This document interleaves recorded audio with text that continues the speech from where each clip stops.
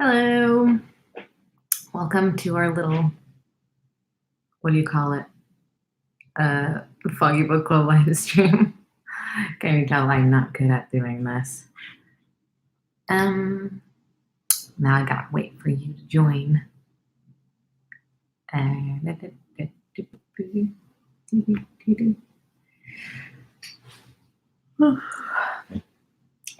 Hello, if you're joining, say hello.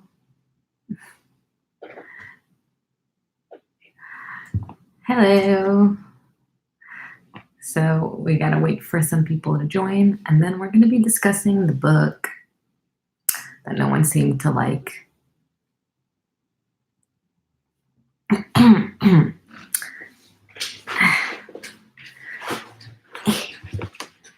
Let me get a bit more comfortable. Hello.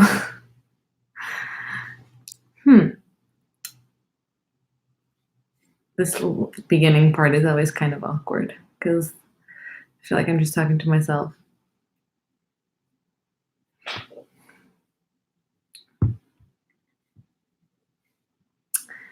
How are you all doing? I hope well.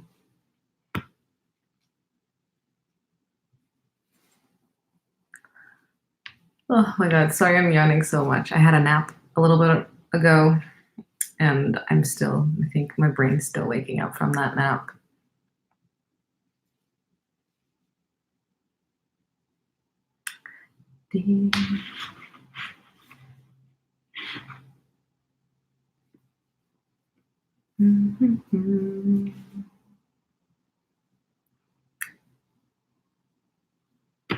I always have this fear that nobody's going to show up and watch, and in that case, I don't know what I would do. And I don't know if that's what's happening right now, but I hope not.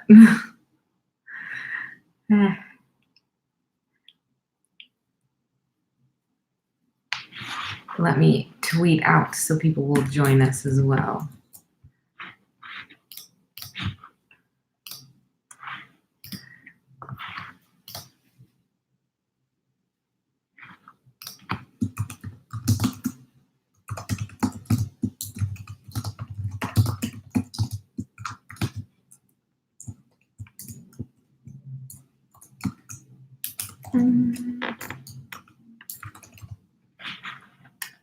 Okay. So I sent out a tweet. I know you're here. You're hanging out with me. Or like a normal person hangout, like if we were somewhere together, but via the internet.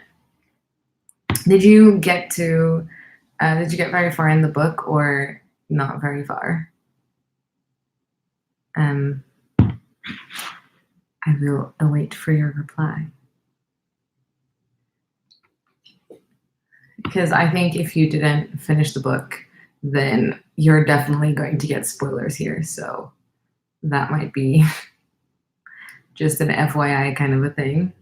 But, if you don't really care, then yeah.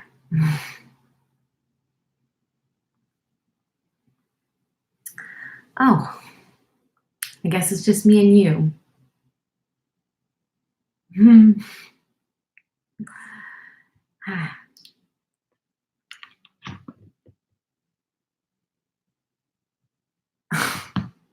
That's funny. Yeah. Yeah, I don't know. We'll see if more people join and we get talking about the book or not. As for how I'm doing, I'm okay. My headaches are better. I haven't been having, they're not as bad as they were the other week. So that's good. But today was quite I've been fighting quite a strong one, but I had a little nap and showered and stuff, and I feel better. But I think my schedule thing that I'm doing is really helping, so I'm really excited about that. But yeah, more on that in this week's vlog. But yeah, as for the book, man, I don't know. Oh, yeah, here it's really hot as well. We had, like, really cloudy, rainy, like, at the beginning of the week, and now it's just hot again, but apparently it's going to be cloudy again, but still hot. I don't know. And it's very humid, which is not normal for us. Like, we normally have a very humid winter and a very dry summer, so hot and humid is not something that we get very often, and it's messing with me. Yeah, exactly. Because you get the heat gives you some symptoms, and the cold, like, humid weather gives you a set of different symptoms, and, like, right now, I have, like, joint pain, which I only get in the winter, but it's hot, so I also have migraines, and it's like, eh, no. I don't think England is England that humid? I don't know, I don't remember. I lived there, and I'm like, well, what was the weather like? I just remember it being cold, to be honest. I didn't really spend the summer there, so but I think are you having a heat wave? Muggy. Aren't you having a heat wave? Because I've seen online that people are talking about the weather. Yeah. My sister said it was going to be like 33 degrees today. So good luck for you. That sucks in England, 33-degree weather. Yeah. Yeah. I never, yeah. I never wanted heat waves over there because it gets so stuffy and like, oh, it's like you said, muggy. Yeah. But I don't know. I guess we're supposed to be used to the heat here. Yes, good idea. Shutting the blinds is a good idea because it keeps the house cool. I talked to yeah, I made a video about this. I have the air conditioning on right now because I don't think there's wind today, but even if there was, there's just so much noise that comes from outside that it makes my headache worse. So I have to, yeah, I have to do the air conditioning thing today. It's really nice though when you have air conditioning and you just washed your hair. Like mine's drying now, but it's like really nice. It's like a wet blanket, but in a good way because normally a wet blanket would be a bad thing. But yeah, it's nice. How are you doing? I keep seeing your this is like a just you and me chat. I keep seeing things on your Instagram and I really like it. The little journals and things. They're really cool. They're very, very cool. You've made me want to sew paper, but my sewing machine pedal's broken, so I'm not sewing anything right now unless it's by hand, and I'm not very good at hand sewing unless it's like embroidery. But more because like embroidery is easier because you have a drawing and you just like have to color within the lines and like regular sewing, like making things by hand is just so time consuming and so like I don't know, I just think it's harder. Yes. So, how are things going with you?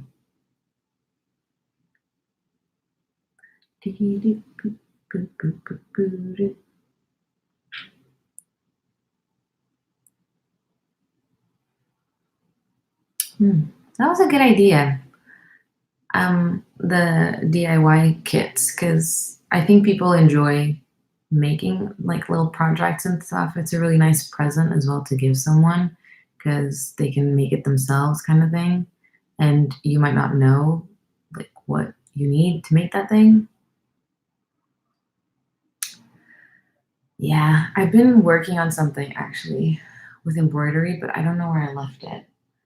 I had it somewhere. I'm making these little watermelon embroidered things, but I'm not using embroidery thread. I'm using crochet thread, which is less like glossy, but I think it looks cool. So I think I may have showed it in the vlog, so that'll be coming whenever I get around to editing that. It should be like tomorrow or the next day, but yeah. Ah, cool. So what did you think up until like chapter 5? I don't remember what happens like specifically, but I guess we find out that um like basically her friend's missing. Yeah, exactly. Exactly. I think it was a very good idea with the DIY kits. For sure. But as I was saying, I think you find out up until chapter 5, right, that her friend's missing, and her mom died in an accident, kind of thing. Oh my god, you always make me laugh. Yeah, so she went missing and she has anxiety. What did you feel about her anxiety thing? Like her, yeah. Because I saw a lot of people in the Goodreads group were talking about how they felt like the author who wrote it just seemed like she had no idea what anxiety actually was because of the way she explained it, made it very like as if she's explaining what somebody else is seeing and not what somebody who has anxiety is actually experiencing. Yeah. I didn't I felt like I don't know, I felt like her anxiety didn't feel real. I think that's what everybody else meant. Because when I was reading it, I was just like, I was just annoyed at her and I didn't feel empathetic towards her or towards like her grief and stuff. And I've read other books where I think the person who is doing like the main character is making bad decisions or is doing things that I wouldn't agree with and that I'm like, nah, why would you do that? But I actually relates to the character or empathize with the character, or I feel like I know the character and I think that I understand why they're doing it, but also don't agree with it. And I feel like that you can bear that better because you keep reading on, because you want to know how this turns out, because you care about them, but still you don't agree with that decision. But that decision is important to, drive the story or whatever. But with this book, it just felt like I didn't care about her like at all. I really just was like, okay, whatever happens to her happens to her. I don't really care. I didn't really care about her family. I didn't really care about her like friends. I was just kind of like waiting for something to click and to make sense. And I felt like the more you went on, the more things were like, okay. And then it gets to a point where you're just like, yeah, of course that's gonna happen because why wouldn't it happen? It just starts getting more and more far fetched and more like what? But I feel like if you hadn't been reading for a long time, right? And you read those 5 chapters and you didn't read anymore, I feel like that says a little bit about the book as well. Because if it was an amazing book, you would have probably wanted to keep reading, even if you took your time and did it slowly. But honestly, I think I got to a point for me that I was rage reading it because I was just like, I need to finish this and I just want to be done with it. But I didn't really like care. I don't know, enjoy it. I don't know. Eh, it was just one of those. So I was happy when it ended. And at the same time, I was like, of course, that's why I don't know. Mm, to be honest, I think, I don't know. Correct me if I'm wrong, but I find that I have pretty bad brain fog as well. And like my memory is not great. And with books, I know some people don't like that. Sometimes they're like explaining too much how you're supposed to like and repeat things. And I don't mind because normally I've forgotten and I sort of get the gist of it, but I don't remember like very specific things. But for me, it's like, okay, I'm enjoying the story, I'm enjoying reading it, so it's great. But that's a good idea, actually, like putting a little underlining, like writing notes. I think that's a great idea. I'm thinking about doing that myself, to be honest. But yeah, I feel like if it's a really good book and a really good story, even if you have brain fog and you can't really keep up, like you can't hold all of the information, you still enjoy the experience and you'll want to pick it up again because you're like, oh, whenever I sit down to do that, it's enjoyable and I have fun and I'm like into it. And I feel like some books are just like are such a struggle to read because they're not great or they're not for you, for whatever reason. And especially when you have like memory and, brain fog issues, it's so important that it's like gripping because then you want to know, you want to stay there. I feel like it's I don't know. I feel like my attention drifts more if it's not as interesting. If I'm not interested, then it's more easily, I don't know, I'll more easily get distracted. I don't know if that makes sense. I think a good book will still like catch you a little bit. Um, yeah, I think that's the thing as well. Like, I think it's been nice to know that more people are interested in books as well, because I like making the videos where I talk about the books, but those videos actually have the least views of all the videos on my channel, and I don't know. I think people don't like, I don't know. But since I've started the book club, like I realized that there are people watching that who enjoy books like me, and maybe it opens up more opportunities for us to talk about it and for us to like discuss. And it's made me realize that there are more people in this little teeny tiny community of ours that enjoy books and that enjoy reading and that enjoy like the Harry Potter franchise and that enjoy the same things as me. And I think that's been cool for us to like, I don't know, connect over something else that isn't just like the chronic illness aspect, but like having multiple things in common with people. I think that's really cool.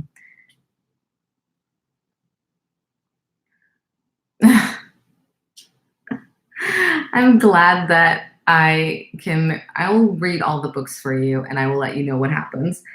By the way, in August, there's going to be another readathon, and this one's going to be intense.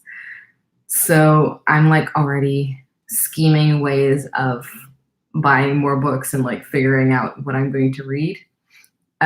So that's going to be at the end of August. That's going to be a long one. But like I think you would benefit from um, audiobooks, because I think it would be cool for you to like when you're working or doing something with, because you're like making things, you have that in the background. And I feel like if I'm always like, if I don't pay as much attention, like, eh, especially with, it depends on what book it is, but especially like murder mystery novels.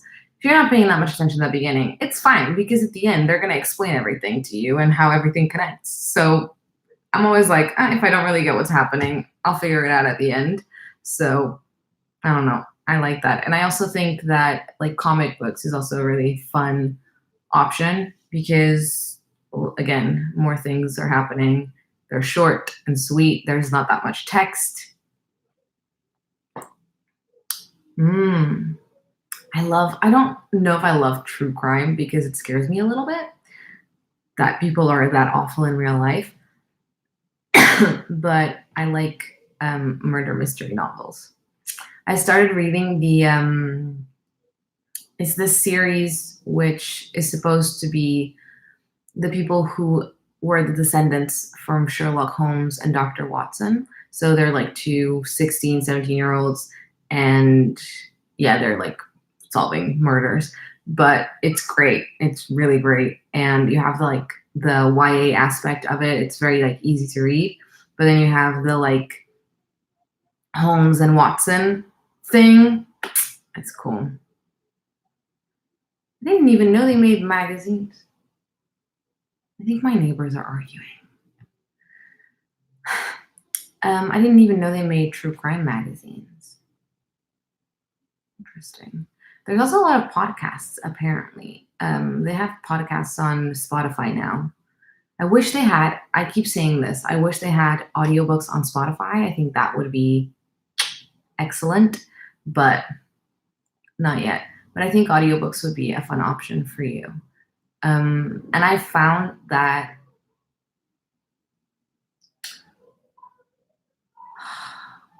I don't know if you can hear that, but I can hear them arguing, like screaming at each other. It's so annoying.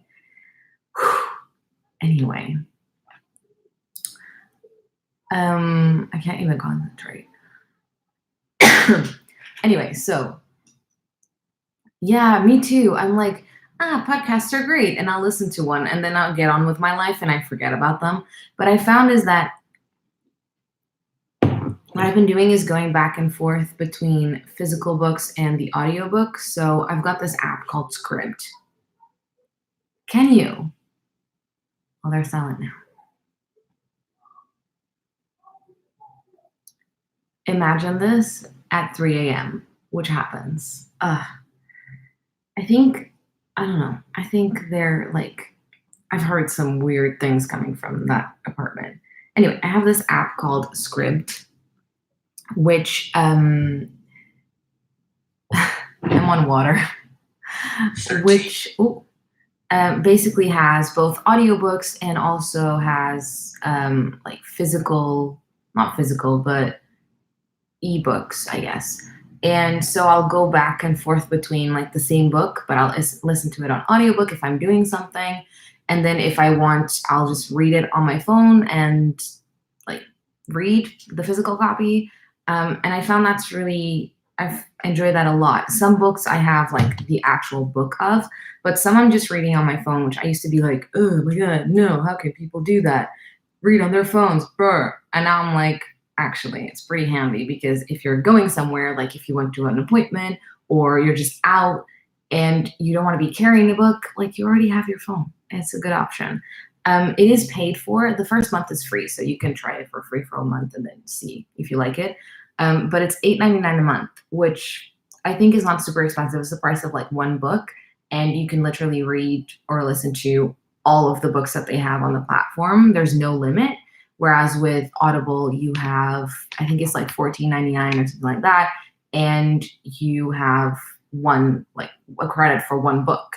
So I think like it's a better option. They don't have like the Harry Potter series and they don't have a few other options, but they do have like tons and tons and tons of options. And they keep like, I don't know, they have like tons and tons of things. And I've always found most of the books that I want to read or listen to are there. And I don't know, I don't think it's super expensive because if you think about it, like I read the Outliers on here. So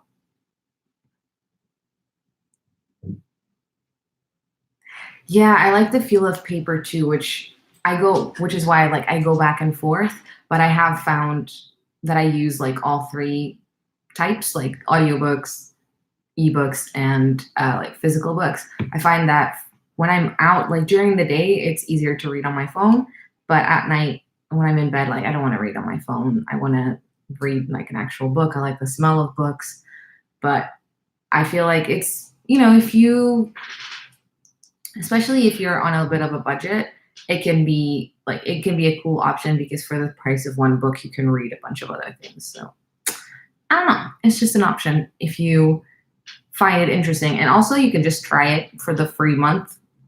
And if you don't like it, you don't like it. And if you like it, you can still cancel and come back to it when you want to. I know that I've tried them before, I think last year. I had their free month. Then I was with them for like another month. I canceled. And then this year I started again and I still had a free month again. So I don't know if they've made some mistake on their end, but it was definitely nice not to have to pay for it. So yeah, I think it's a cool option. I don't know if other places like how it is in England with the libraries, but I've heard a lot that in States and like Australia, they will actually have audiobooks from the library that you can borrow through like apps as well. So that's another option. I don't know if they have that in England. I don't know if they have that here, but my library is very small, so I don't think they would, but I probably should try it as well. Really, isn't it sad? I love libraries. They're so cool. And it's such a nice way to read and stuff. I don't know. Mine's not always open. It opens, I think Tuesdays through Saturdays, but there's always people there. Always, any time of the day that I've gone, there's always people there, which is cool. I think a lot of most people that use the library are either older people, older people or younger kids who go there to study and to use the internet and the resources and stuff. I don't know if there are many people borrowing books from there, but I am. So I don't know. I like it. I guess it's just gonna be me and you. Nobody else is joining. Still fun. Yeah. I don't know what else to say about the book since you didn't really finish it. But I honestly don't think it's worth your time. And like if you really want to, I'm sure you can finish it, but it wasn't that great. Do you find that you have a similar taste in books to me or not really or like sort of similar but not really? I don't know. I've never um like what's the word? Understood. I don't know if that's the word. I can't remember a better one. If you have the same like book taste as me or not, I'm curious to know about that because I think you're like one of the only people who will actually watch my book videos. Uh, no, you're great. You're you're great. Of course, you're great. I think just I don't know. It's kind of one of those things. Like I understand people have other things that they want to do, and it's like time zones and stuff. But tomorrow I've got my brain spinal cord MRIs, so I need to. I needed to do it during the day so that I would, wouldn't run into. Because if I was doing it at 8 o'clock, I might stay up late. Anyway, I like thrillers as well, but I find that I can't read too many close together. Because, like, did you enjoy or have you read The Girl with the bleh, The Girl with the Dragon Tattoo? Because I liked that book in the sense that like it was a good book, but it was also like kind of shocking in a sense that it was like the themes that are discussed and that you get into are kind of like heavy and hardcore and you're like okay. So I find that I like to go, I don't know, I have this weird thing that I just basically like all books pretty much. I like fantasy, I like detective stuff, like I like a little bit of everything, so I tend to like circulate, go through a bit of everything because I find that you learn more like that. I don't know. I don't get bored that way, at least, because I find that if you stick to the same genre too much, like you're basically always reading the same thing and you start being able to predict the story. Anyway, the book is great. I have I have the next two ones over on my shelf already to read, but I've just been like, do I really want to read about rape? Not today, kind of thing. You know what I mean? Like sometimes, I don't know, you have to be in a certain mindset to read that kind of book. And although the story itself is good and it was really well written, it's also like kind of dark. And when I started reading it, The Girl with the Dragon Tattoo, the first one, I had no idea what I was getting into because I never watched the film. And I sort of knew that it was a thriller, but I didn't really I thought it was just going to be like murder kind of thing. And I didn't know there was going to be so much like rape type of like sexual, I don't know, themes, I guess. And I really didn't, yeah, it made me really uncomfortable. But I know that there are people who experience that. And I think writing about it makes people more aware that these things happen and makes it more like less taboo, I guess, which is a good thing. But also like, do I want to now actively go and pursue more books that I know are going to be discussing the same theme? I don't know. But also, I did enjoy like their relationship and stuff like that. So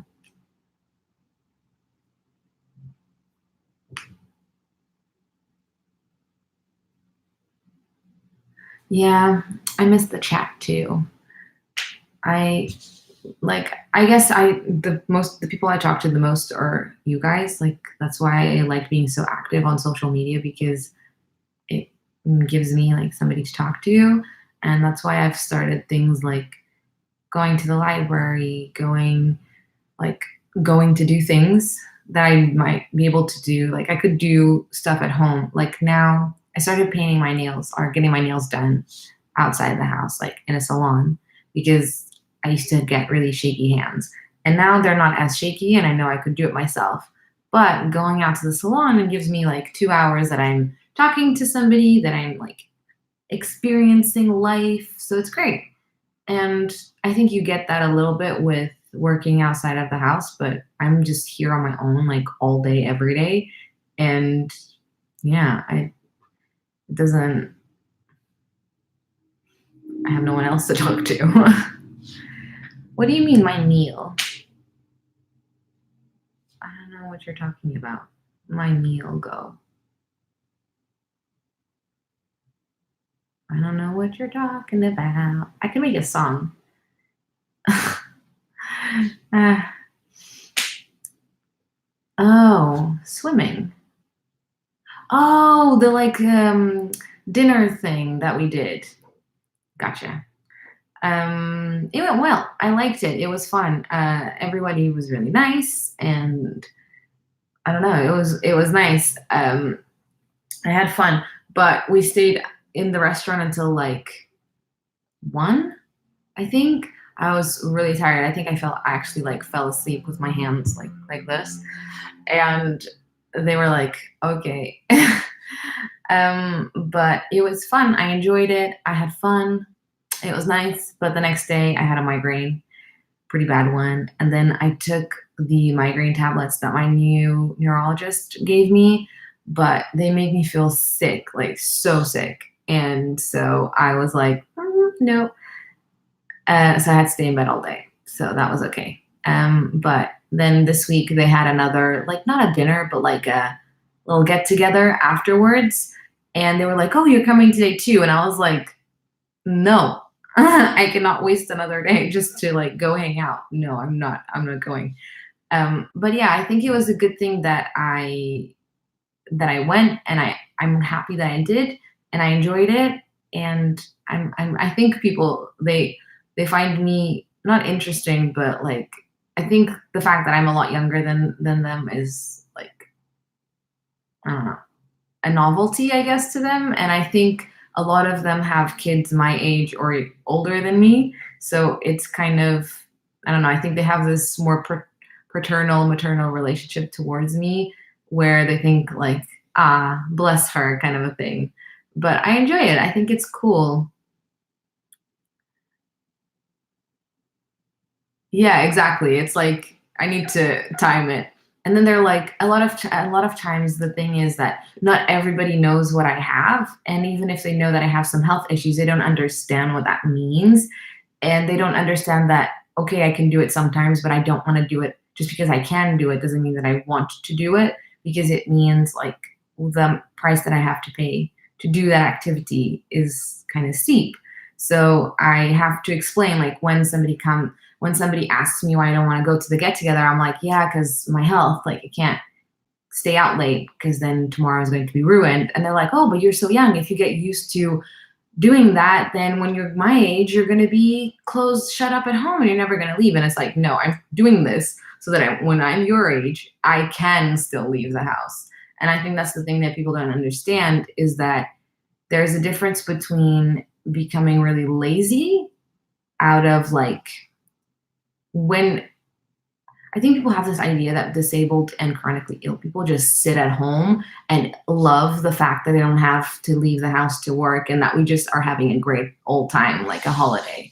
And it's not like that. It's really difficult. And they don't understand that we are actually the rest that we do now and the fact that we like have to pace ourselves and learning to pace ourselves means that we can have um like longevity, like we can extend, I don't know how to explain it, but it means that in the future we will have better quality of life. I don't know if that makes sense. I think that makes sense. But I think people don't understand that. They think I just am like not social, which is ludicrous because I am quite social, but I'm also an introvert. So I don't necessarily need to be out in the world to like get my share of like to get energy and to feel good about myself. So I don't know. I just think people need a little bit more understanding, but I'm happy to teach them that it's the actual opposite of what they think it is. Um, yeah, I think that's the thing though, is people think like we're not gonna go. So why bother invite us, right? Because they know we're not gonna go. But it's like, no, I still want to be invited. I'm not gonna go, but I still want to be like invited. I still want you to want me to come.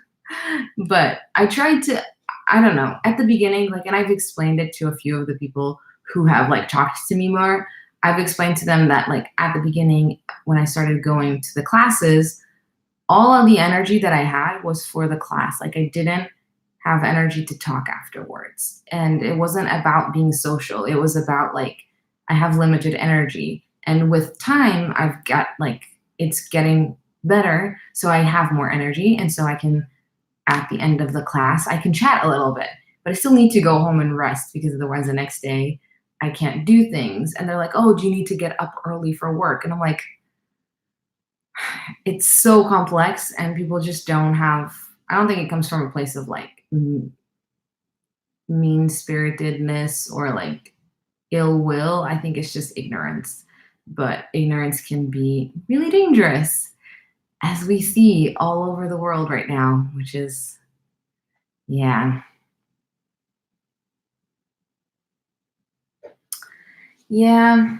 I think but it's hard, because you still, you want to do those things. And it sucks because you can tell that people think like, okay, when you say no, but they're also, you want to go, but you know that it's not a good idea. Like, I don't know. I wanted to go see Toy Story 4 this weekend, but today I had the live stream, so I had to do that. And tomorrow I have my MRI, so I know that if I go out today to the cinema, I'm probably going to have a migraine tomorrow, and that's going to suck to be in a noisy box for an hour and a half when, you feel terrible. So you have to like put aside the things that you want to do the things that you have to do. And then sometimes yeah.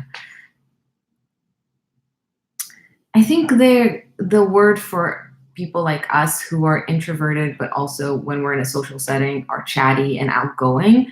I think it's like ambivert because we have all of the good, like we have a lot of the aspects of extroverts, and a lot of extroverts will think of us as extroverts, but we are not. We're actually more like introverts. I don't know. I like I said, like I don't mind being by myself, and I know that a lot of people wouldn't. It wouldn't be good for them to work from home like me all the time, but I'm totally happy doing it.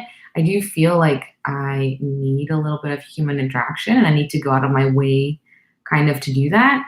But also, I'm not like unhappy about it, and like I don't ever feel like, oh my god, I'm so lonely, nobody gets me or anything like that. Like I'm cool. Um, yeah, it's hard, and it's hard because we have something that people have heard of, but they don't actually know what it is. And even if they know a few of the symptoms, they don't know like what it's like to live like this. And it's like, don't let your illness define you. And it's like, okay, but also like it doesn't let me do the things that I want to do. So it kind of does define me, and that doesn't necessarily have to be a bad thing. But I don't know. I think that's why it's cool that we have like met each other through this, like through all of these platforms, and that we can bond over things that aren't chronic illness, but that is still an aspect of it because it affects like how much you can read and how you read your book, and it affects the book club, So it's cool that we have the book club, but we still have the aspect of chronic illness because it's just we need that understanding and that like you just need to have that, I think.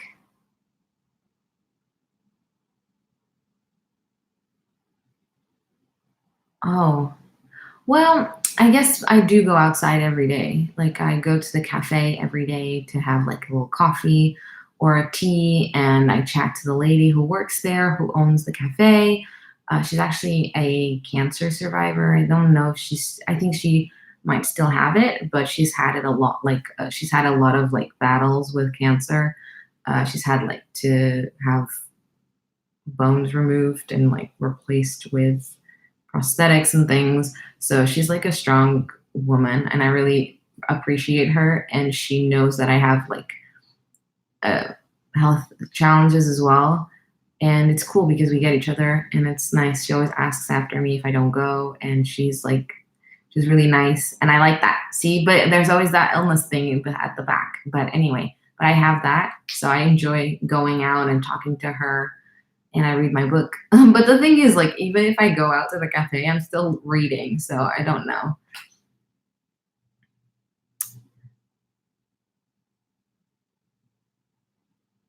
Mm. Yeah, but that's the thing. I guess because I'm home every single day, I have like I get dressed every day, and I try to like pretend like I'm going to work because I feel like it helps me with my routine. But again, I know what you're saying. I also really enjoy going like out to the post office and like having a little day out, but I find them really exhausting. So I don't know. It's like that really difficult non-existent balance that we have to find, I think. But then we also have the fact that it affects us all like differently, and then we're all different people, so it obviously is going to affect us differently. So I don't know. But honestly, I wouldn't want to work outside of my house right now or in the foreseeable future. Like, I don't know, maybe in a few years if I feel better and I can tackle my symptoms better. But now I think it's like, but it's not. I think, yeah, exactly. I think that's the thing. But I find that it gives me like a sense of routine and a sense of like, I don't know, it just gives me a feeling of productivity. Like I'm getting dressed, I'm being like, I don't know. And it helps me with switching my brain on because I feel like if I'm still in my pajamas, like I'm not ready for the day. I don't know. It makes me feel more empowered. I don't know. And also, I find that even if I'm doing phone calls, but some days I have to do my makeup, even if it's just like for phone calls to feel a bit more like powerful and in charge. But I don't know. But it's again, it's the things that I enjoy because I enjoy my clothes. I think it's like something that gives me, excites me for the day and gives me confidence to tackle the day. Whereas if you're not that bothered about fashion or like you're not that bothered, then I guess it would be a waste of your energy. But for me, it's like something that makes me feel good about myself. So I don't feel like it's wasted. I feel like it's invested. But like maybe cooking is something that I feel like is a waste of my energy, whereas other people who might enjoy cooking think that is great. I don't know. I think it's all about a matter of perspective. But isn't that's life basically? It's just a matter of like how you look at things.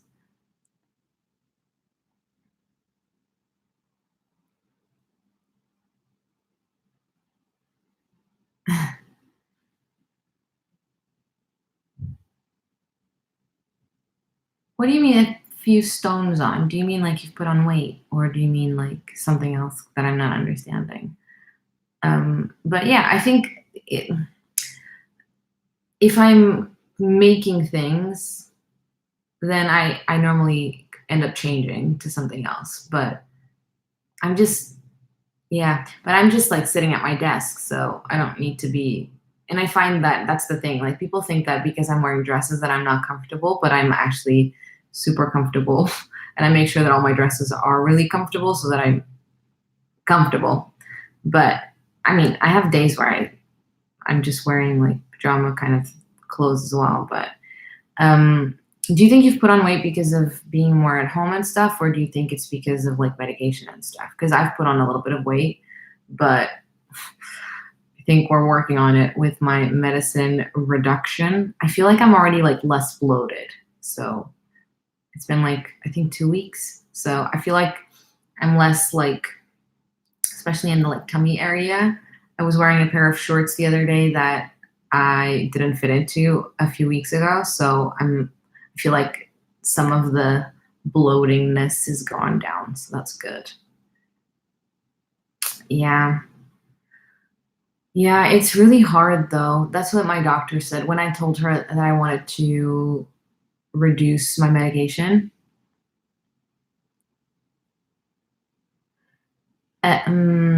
I what was I gonna say? Yeah, she told me, and I told her about the weight. She said, yeah, it's easy. It's very easy to put on weight, but then it's very hard for you to lose it. So you have to be really careful with that.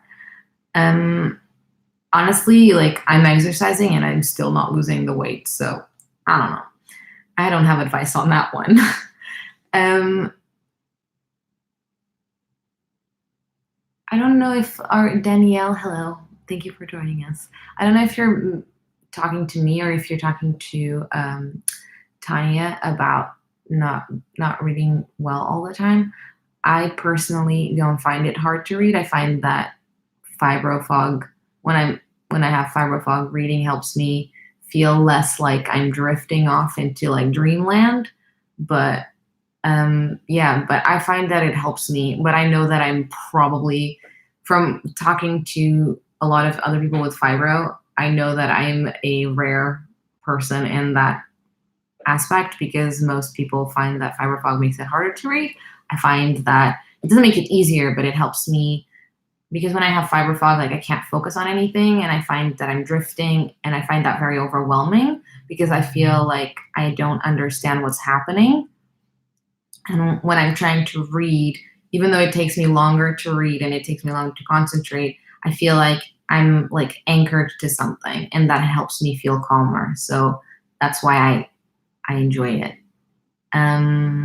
But I know that I'm alone in that.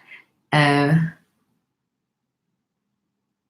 but about my medication reduction, I'm like vlogging it. So I'll keep you updated on how that goes and you can see for yourself. Like obviously I'm me and you're you. So I don't know if it is what it is. Like that's but I can share with you my experience and then you can make some decisions about that. But so far I'm happy that I'm doing it because my brain feels a little bit less like a little bit less foggy than it used to. Um, yeah, I mean, that's the thing. I also find that reading books that Hi Meg. Yeah, the book was terrible. But I find that reading books that I've already read, like rereading Harry Potter, helps me because it helps me feel like I'm anchored, like I'm not drifting off into, crazy land. But I don't know, I don't know, I feel like I'm just such a weird case. Yeah, I think it's easy to get frustrated. I was saying to Tinker Treasure that I feel like audiobooks are a really good option for that because it gives you another way to tackle books if you are interested in that. But yeah, we haven't really discussed the book much, to be honest, because uh, honestly, so far it was just the two of us, and then the book. There's not that much to say. It was terrible. um, but you guys, if you feel like we could, like you need more time between, like to read the book, we can change when we do the live stream. So it's just like I just did it for a month because I'm a fast reader, so I thought that would be cool. But if you want more time, then by all means we can do more time. It's fine. Um, yeah, I understand. Well, I don't understand because I don't have kids, but but I can imagine how that would be really frustrating.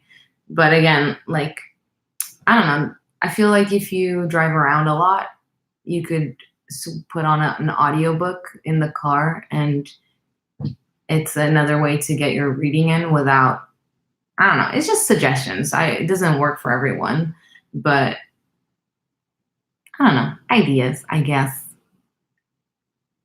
Yeah, I don't know. In a little bit, we should decide what book comes next month, or not decide, but like I'll do the little draft. Is that what it's called? I think that's what it's called. Um, and hopefully, it'll be a more interesting, gripping story. I don't know. Eh. But in the meanwhile, if you want to chat about something else, we can chat about something else. Um, that's what we've been doing this whole time, chatting about other things. Hmm.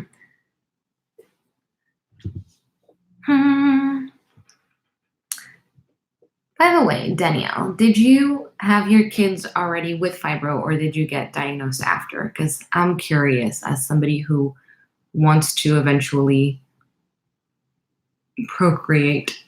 I don't know why I said it like that.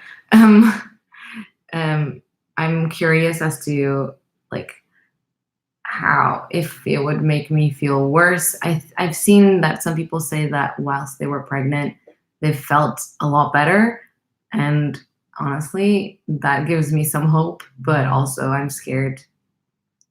Yeah. Hmm.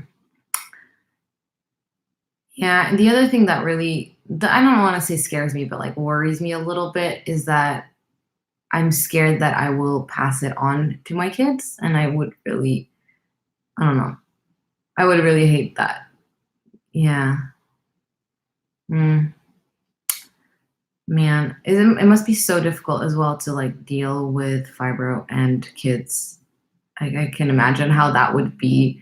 Like all the things that you need to do to take care of the illness would be counterproductive with what you need to do to take care of your kids, I think. I don't know. From what I know of parenting, which is not a lot. Yeah, okay. Hmm. Man, well, I don't have to worry about that, about being the fiber being set off by a childbirth because I already have it. So at least that one's off my list. Silver linings. Yeah, that's an interesting conversation we should have sometime as well about like babies and stuff. But I've also seen, obviously, I don't know if any of you have experienced that, but I've also seen a lot of people felt like I've seen that on comments in like Instagram posts and stuff that people will say that during the period they were pregnant, like they just did not have any symptoms at all. Um, yeah, exactly. That's what I think as well. Like Nicole, I agree 100%. Whenever people are like, "Oh yeah, I have like 4 kids," and I'm like, I can barely cope. I'm like, I don't know. But I also think that if you have a baby, there's just something else in you that powers you through, I guess, or like, I don't know. I'm sure I'm going to be doing a lot of it. Just I won't remember half of it, but I'll just be doing it because I have to, kind of thing. Like I don't know if you have that where you will be doing things, but you're so tired that later on you won't be able to remember that you were doing them. I have that sometimes, so I feel like that's just going to be my experience of motherhood, at least for the first few years. It was it. I feel like it would be really difficult to see, like, if my kids started showing signs of fibro. Like, I guess it would be easier for them because they already would have support. But also, I don't know. I would feel. Do you feel guilty? I don't know if that's a silly thing. I feel like I would feel guilty, but also I feel guilty about things that I know I shouldn't. So I don't know if that's just my silly brain or if I don't know. But that is something that sometimes keeps me up at night. If you're ever wondering why I can't sleep. Um, hmm. Wow, 5 knee surgeries. That's a lot. Hmm. Okay. Okay. Okay. I feel like it is more likely when you have it in your family to pass it down, but I'm the first one in my family, so I feel like it would be my like all of my responsibility. I don't know. I know it's silly. Oh, I'm sorry. Oh man, but I feel like with parenting with fibro, you have to have like an insanely good support system for you to still like manage your symptoms as well because like especially 6, 8, and 14. Those I feel like are probably difficult ages. I don't know. What are difficult? I don't know anything about this. I'm like practically a kid myself. Yeah. I feel like that's the thing that I always come back to, like when I think about this, is like this is very, it's like a very foreign concept to me at the moment because I don't have that experience. Like I don't have that in the foreseeable future. It's not something that we want to do like the next year or even the year after that, probably. So it's something that's like we think about, but it's always like in the far future. But then when I sit and think about it, I'm like, actually, if we, if we, when that actually happens, I feel like my body, like I will just rally around that. I will have more, like it will give me more strength because I have a purpose and I know that I'm not wasting that energy just for nothing. Like we were talking about going, going and being social. And obviously that's great for us and it's good to be social, but sometimes it's like, okay, my health has to come first. Whereas with your kids, they're going to come first and regardless because their safety and their like well-being is all on you, I guess. I don't know, but I think yeah, having a good support system is probably key because I see a lot of people on Twitter and stuff who have kids and have fibro and don't have good support systems, and I think it's very very very challenging and like those two things on their own to do by yourself are already so hard, and then if you have to do them together and you still don't have support, like I'm sure it's possible, but I don't know, hard. um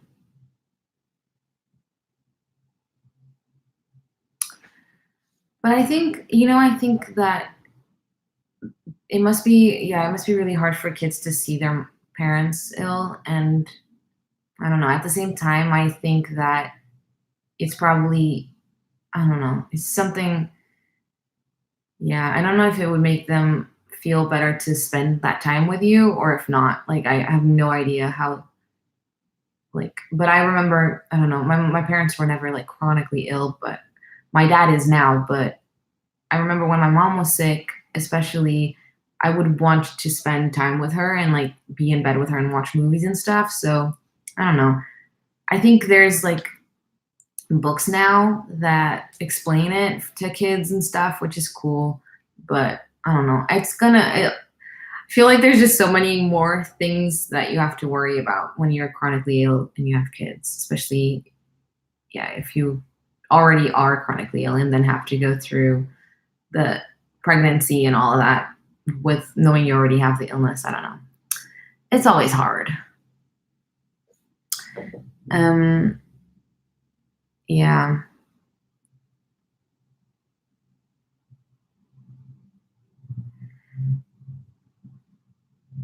Yeah, I think that is true. I think we tend to not want to.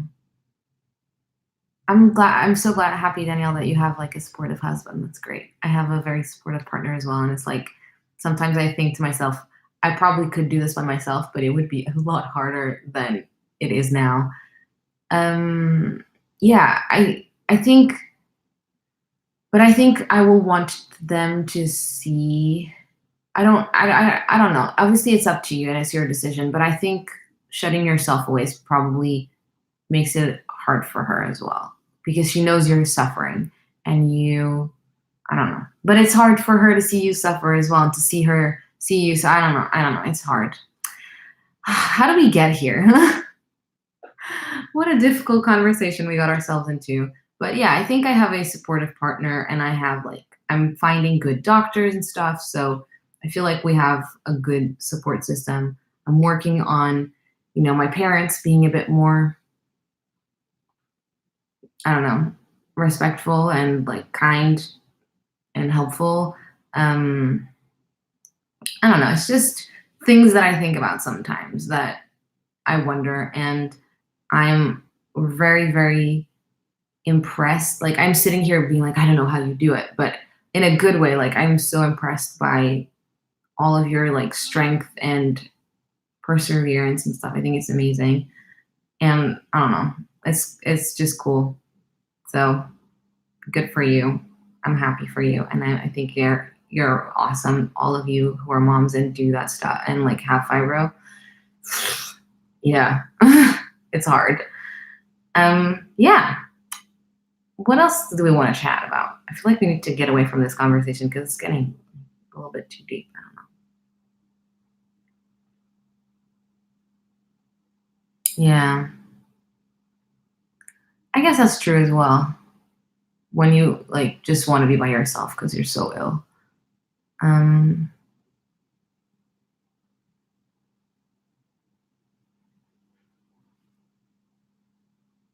yeah. I don't think my family act like they're scared of me breaking, but sometimes I don't know.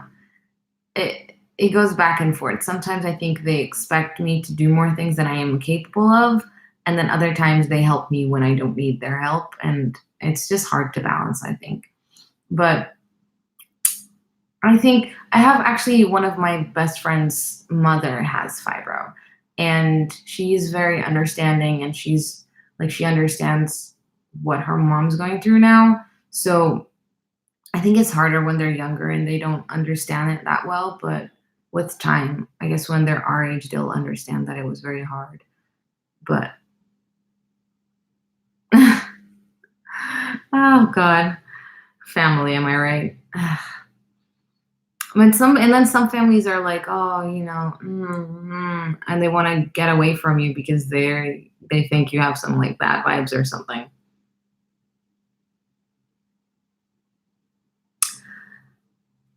Yeah, that one too. But then I find that like when people say that to me, they're like, "Oh, you're so inspirational," and I'm like, "Well, I'm kind of just living my life. Like I'm just doing the best that I can, and I don't feel like I'm doing that well sometimes, you know." Yeah, I feel like I don't know. I understand what they mean, but also like we're just. I think people are like my least favorite actually is when people say stuff like, "I don't know how you do it. If it were me, I wouldn't be able to do it." And it's like, shut up. If you were woke up one day and you were this sick, you just you would just like suck it up and deal with it like we all did. Like that's the only option that you have.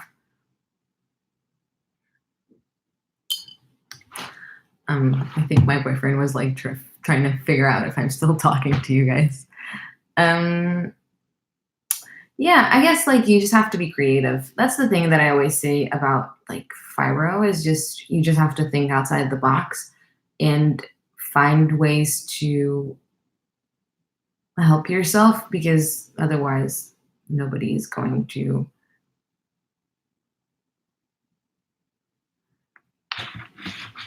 um yeah, wait, let me read your responses.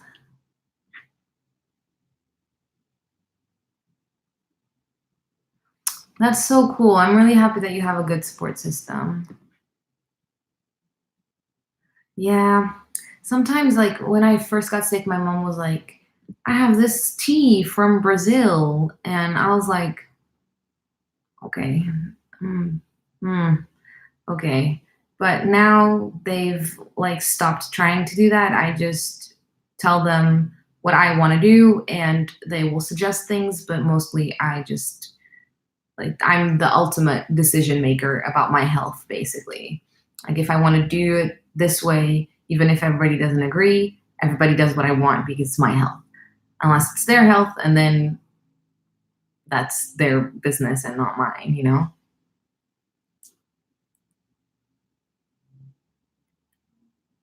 Yeah. And like when they're like, oh, and this cream, and it's like, yeah, okay, great. It could help. And like I find some things, I think some things like actually help with your pain, like directly and with your symptoms directly. And then some things help with making you more comfortable. And I don't think that that's less important. And like drinking chamomile tea before bed, for example, it's not going to take away your insomnia. It might make you just more comfortable. It might help you sleep better or fall asleep better or feel a bit more soothed. And that indirectly will help, I guess. And I think that there's a difference between like making a distinction between these two things because they are different and they can't be like, you can't assume that drinking chamomile tea is going to cure your insomnia, but it can be helpful. And it doesn't mean we shouldn't like not try things, even if we know that they're not going to directly 100% cure or fix that symptom, but they might help. I don't know. I think it's important to distinguish though, because people think will then spout at you like through the internet. They'll be like, "Oh, have you tried this?" And you're like, "It's not. I know that is not going to fix me because it's like some herb I've never heard about. I don't even know what it is. Like, I don't know. I don't know." Um, okay, that's cool. I think like I've for Danielle, like your comment about making the channel about fibro in kids, I think that's a really cool thing because that's what I felt at least when I'm sure that's how you feel as well, and that's what drove you to make the videos.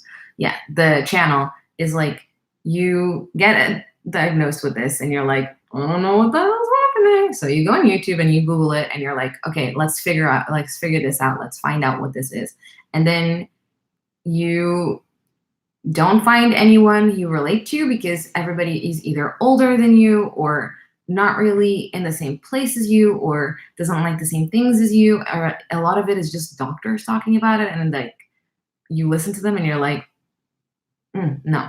And I felt like I just needed more people to talk about the things that I liked. And I kept complaining about that. And then my partner was like, why don't you just make your own? And I was like, that is a great idea. I'm going to do that. And I just enjoy it's cathartic. It's really good to like just put it out there. I don't know. And yeah, I think it's difficult for them to also like understand us, but I feel like this whole journey has made me feel a lot more confident in the illness and like how I handle the condition and how I handle everything about it. And I don't think I'm a pro, but I think it definitely helped me feel more like, okay, I think I know what I'm doing. I think I understand it a little bit better. It makes you feel a bit more empowered and a bit more confident.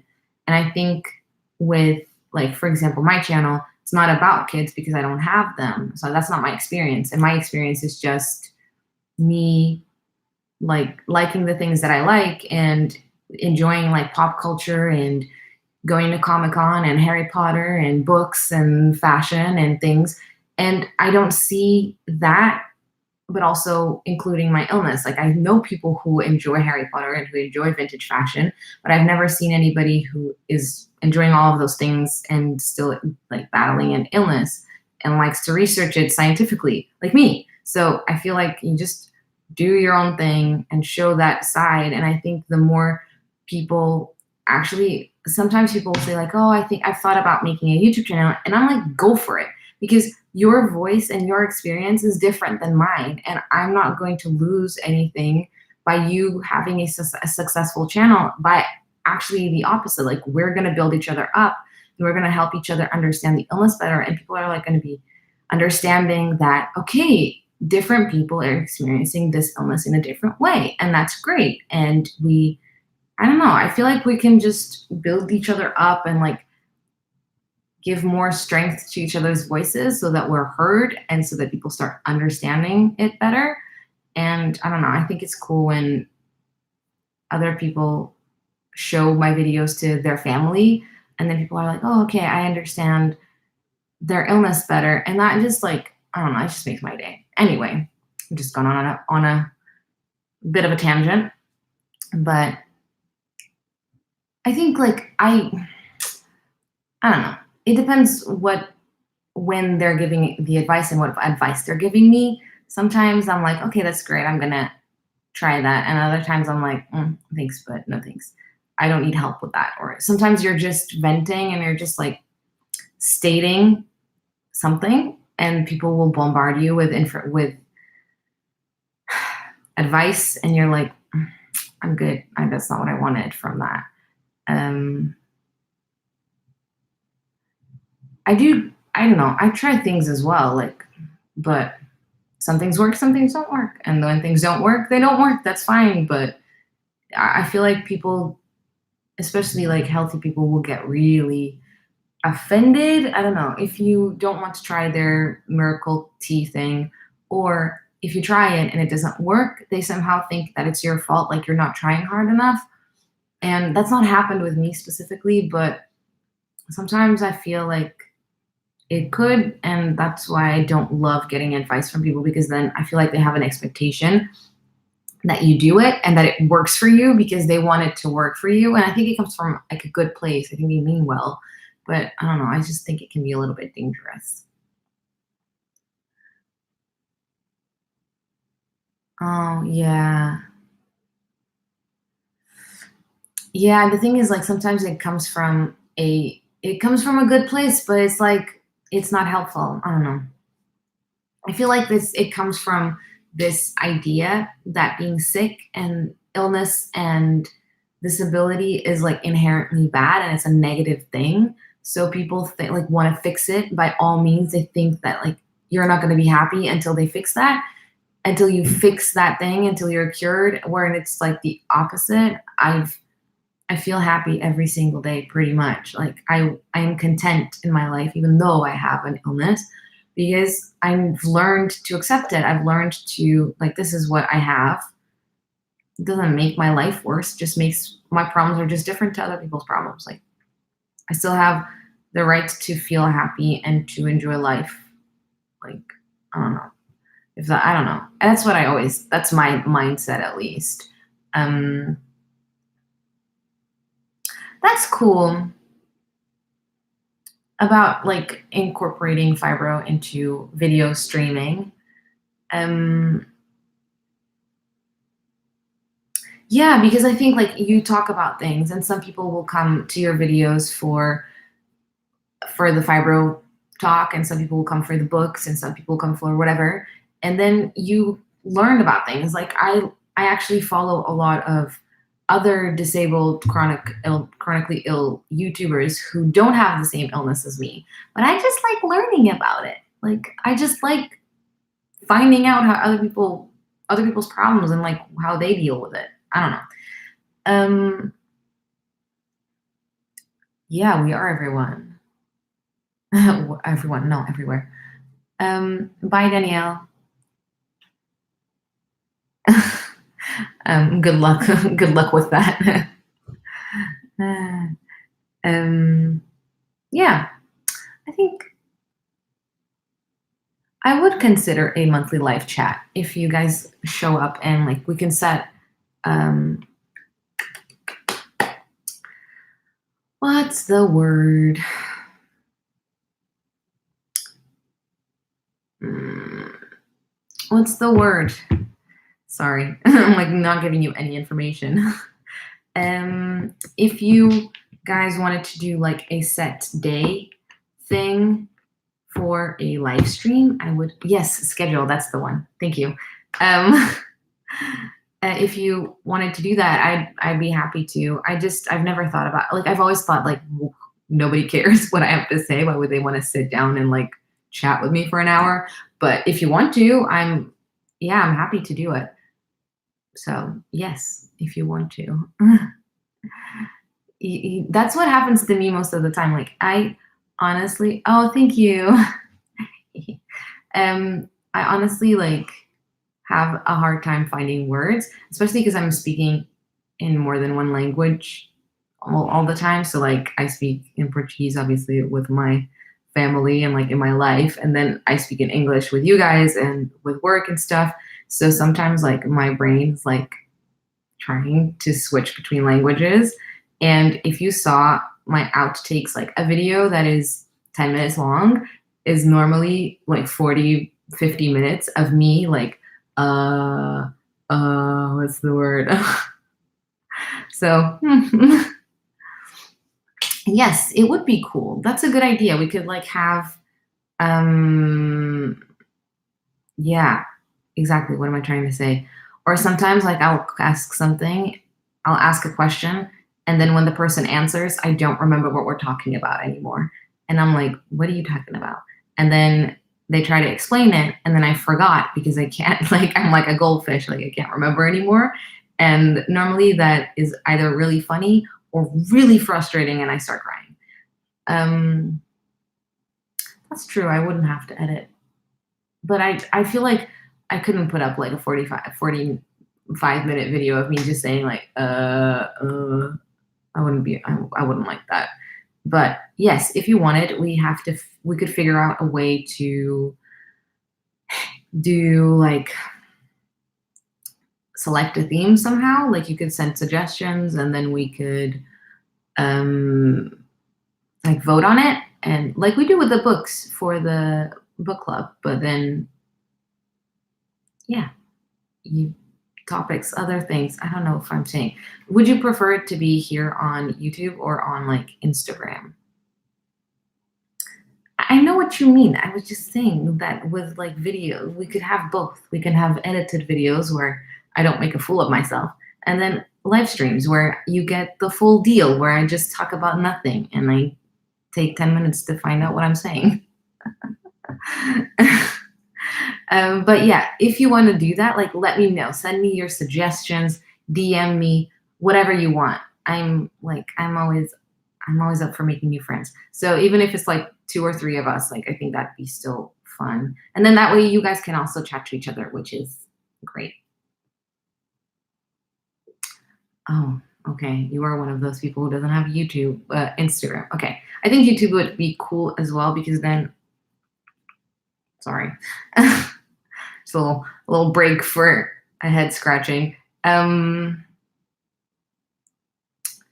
you tell I'm getting a little bit tired? Mhm. Um, sorry, I'm just like, I can't remember what we were talking about. YouTube, yes. Okay. Also, I remember. Okay. YouTube is also cool because we can save the live streams like into a playlist, and then if you ever want to like, if you didn't catch one that you wanted to see, you can go back and talk and watch it. Oh, sorry, Nicole. Have a lot of tea. You need to keep your fluids up, and good luck to you. I hate muggle sick is terrible. I think I should go too because I'm getting quite tired, and you're welcome.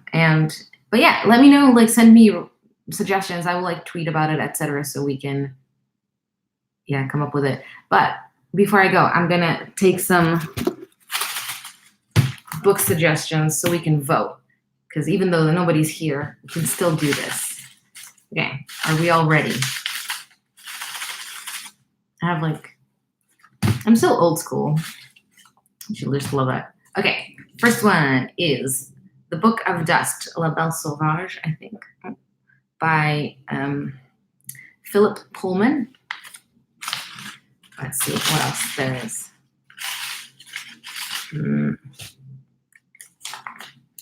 Oh my God, this one was also up for voting last time. And it's Anthem by Ayn Rand. Was it up for vote? I think it was up for voting. Anyway, I can remember that, but I can't remember what the word is for schedule. Do you ever feel like that? Like you can remember some things. Like I know the amount of song lyrics that I know is ridiculous, but then I can't remember where I put anything. So I don't know. Is it just me? I hope it's not just me. Okay, next one is The Screw Tape Letters by C.S. Lewis. And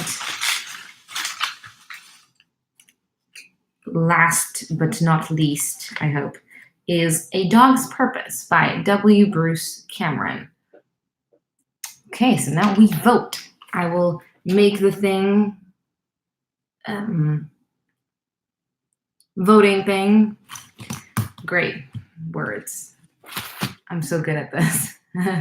Yeah, and by the way, I don't know if you figured that out, Meg, but we didn't really talk about the book much because there was not much to talk about. But if you, again, I will repeat, like if you want more time for the book or anything, like let me know and I will arrange that. It doesn't have to be every month, but yeah. Anyway, so I will make posts this week about like us voting for a like live stream date, etc. Please do vote for those because then I Like, I genuinely want to know what you want to do and like try to service everyone. Is that the word? I don't know. And I will make the poll. Thank you for the word. I will make the poll for us to vote. I don't know. Let's say until Wednesday. I don't know. Let's say Wednesday. So let's say Wednesday. I don't know. I decide. I'm the boss of this book club, so I decide. So Wednesday. So until Wednesday, I'll make the thing. I will publish it, share it, tell your friends. Don't tell your friends. I don't know. Whatever you want to do. um. Wait. Sorry. Yeah. Book boss. Yeah. I think like because we have slow readers and fast readers. I don't know. I feel like every month gives us a chance to hang out more often, and that's why I wanted to do it every month. But I don't want people to feel like they're being left out or left behind. I don't know. And also, feel free to not read a book if you don't want to, and still, you're still part of the book club. Okay, we still love you. Okay, I'm gonna go now. Thanks for joining me, hang out with me, chatting. It was a lot of fun. I enjoyed it. Um, it's okay to be a slow reader, by the way. Like, it's okay. It's not. We're not competing. It's fine. Everybody gets to still join. Okay, I'm gonna go and stop talking and go chill out. Thank you for joining me. I will see you in the next one. And yeah, chat to you soon. Thanks for joining me. Bye. Bye.